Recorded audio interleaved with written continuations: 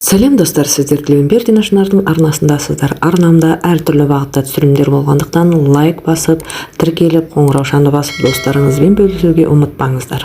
Бүгінгі видеода дәл осы құрақ түріне деталь сызатын боламыз. Ендеше бастайық. 20-12 деген тік төртбұрыш сызып аламыз алдымен. Одан кейін тең тік төртбұрыштарға бөлетін боламыз. Әрқайсысы 4 см-ден, мінекей 4 см ара қашықтықта. Ең алдында сызып алған 20-12 төртбұрышымызды тең тік төртбұрыштарға бөліп шығамыз осылай. Енді сол жақтағы төменгі бұрышты осылай диагоналін сызамыз. Сәйкесінше жоғарыдағы оң жақтағы бұрышты осылайнан видеодағыдай сызып аламыз. Енді негізгі деталіміздің шығару үшін осылай екінші рет ручкамен басып өтетін боламын. Видеоға мұқият болыңыздар. Мен достар, менің жасап жатқан жұмысым ұнап жатса, лайк басып, комментарий жазып, достарыңызбен бөлісе отырсаңыздар, осындай қазақша тілді контенттер, қазақша тілді видеолардың дамуына үлес қосқандарыңыз болар еді. Комментарийді өз ойларыңызбен бөлісіп, жылы лебіздеріңізбен келесі жолғы видеоларымды қандай тақырыпта, қандай видео түсіргенімді қалайсыздар, соны да көрсете кетсеңіздер, нұр үстінен нұр болар еді. Мінекей, сонымен осындай екі қайтара сызып шықтым. Қазір бұл фигураны сіздерге маркермен де сызып көрсететін боламын. Қазір әзірше мені белгілеп қояйын. Менде бірінші, екінші және үшінші деталь.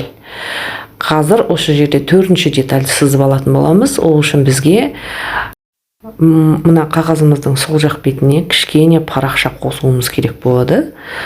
Дәл осылай алып, қазір мен карандаш клеймен клейлеп алатын боламын. Мінекей, клеткаларының сызықтарын біркелкі келтіріп, дәл осыған кішкене жалғастырып, жаңағы 4×4 квадратымызды 2 квадраттан қосып шығамын. Сол видеоға мұқият болыңыздар. Мінекей, сол жағымызда дәл осындай 4 бұрышымызды сызып қосып аламыз да, жаңағы 4-ші деталімізді әдемілеп шығару үшін керек болады.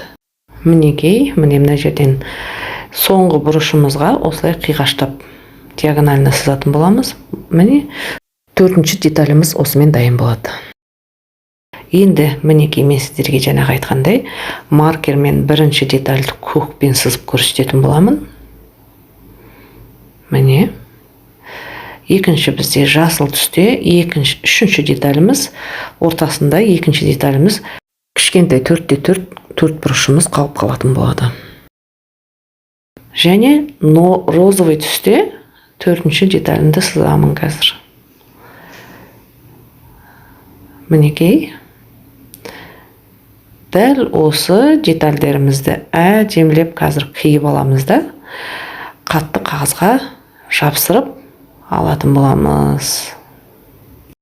Жұмыс барысында дәл осы детальдерді көп қолданатын болғандықтан, ерінбей қатты картон қағазға жапсырып алуға кеңес беремін.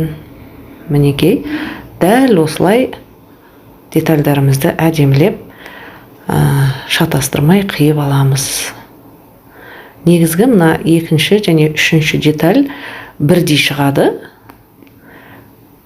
Міне, қазір қиған күннің өзінде екеуі бір деталь. Сонымен негізгі детальдеріміз мінекей дайын болды. Енді бірінші мен үшінші детальді қазір қиып түсіреміз. Сол кезде екінші деталь ортасында өз бетімен қиылып түсетін болады. Мінекей, көрдіңіздер ме? Дәл осылай қиясыздар. Бір мен үшінші деталь бірдей деталь негізінде. Міне. Енді дайын болған детальдерімізді қатты қағаз бетіне жапсырамыз бірінші. Содан кейін әдемілеп қиып алатын боламыз. Сонымен достар, осындай қазақ тілді контенттерді қолдау ретінде лайк басып, комментарий жазып, өз достарыңызбен бөлісуге ұмытпаңыз. Мінекей, әдемілеп барлығын асықпай жапсырып аламыз.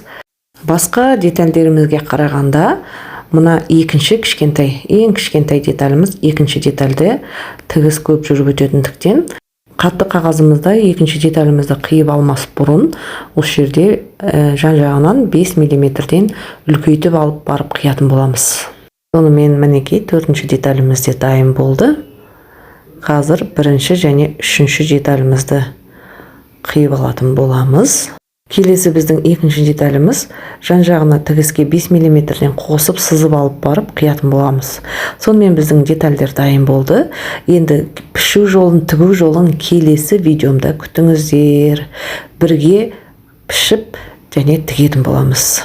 Назарларыңызға көп рахмет. Достар, өз достарыңызбен бөлісуге ұмытпаңыздар. Келесі видеода кездескенше.